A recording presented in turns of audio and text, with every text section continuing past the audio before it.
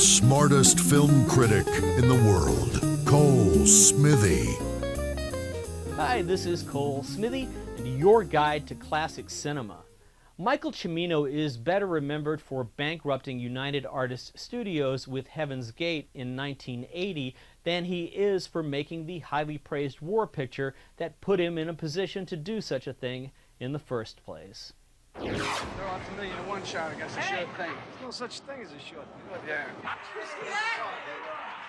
All of the excesses that Cimino was prone to as a director are on splendid display in The Deer Hunter, an anti-war film born of pure literary license.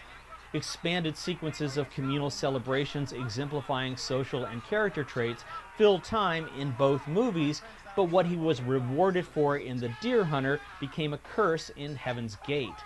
Based on a spec script about people who go to Las Vegas to play Russian roulette, Michael Cimino and two other writers, Michael Seeley and Derek Washburn, developed the screenplay, The Man Who Came to Play, into a modern-day parable about the cost of the Vietnam War on personal terms. It is rare that a more relevant metaphor has served as the foundation for a movie of any genre. The story follows three Russian-American steel mill workers living in a close-knit community in Clairton, Pennsylvania in 1967. Mike, played by Robert De Niro, Stephen, played by John Savage, and Nick, played by Christopher Walken, have all signed up for the Army to go to Vietnam. Stephen's wedding in a Russian Orthodox cathedral contrasts with one last deer hunting trip the friends take on the following day. Mike's solemn belief that a deer should be killed with a single shot delicately announces his place as the de facto leader of the group. The second act plunges the audience into the middle of a disorienting aftermath of a battle in Vietnam's jungle landscape. Our three soldiers are soon captured and reunited in a makeshift riverside prisoner of war camp where inmates are treated to a choice of death by Russian roulette or by being thrown into an underwater cage consumed with corpses and rats.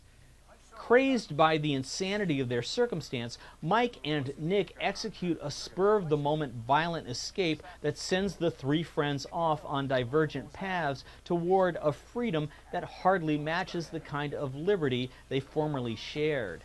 Each man loses a crucial part of his humanity. Stephen is physically ruined. Upon his return, Stephen's bride goes mute as a result of his condition.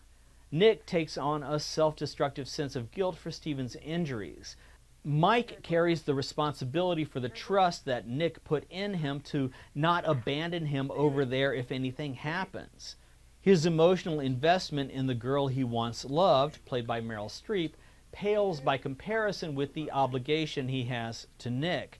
Upon returning home, Mike discovers that Nick has gone AWOL and remains in Vietnam. Deer hunting no longer holds the appeal it once had for Mike, who allows his prey to escape rather than end the majestic animal's life.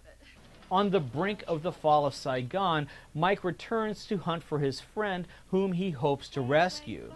Nick's heroin addiction has allowed him to forget everything about his past life to the point that he is incapable of experiencing the present.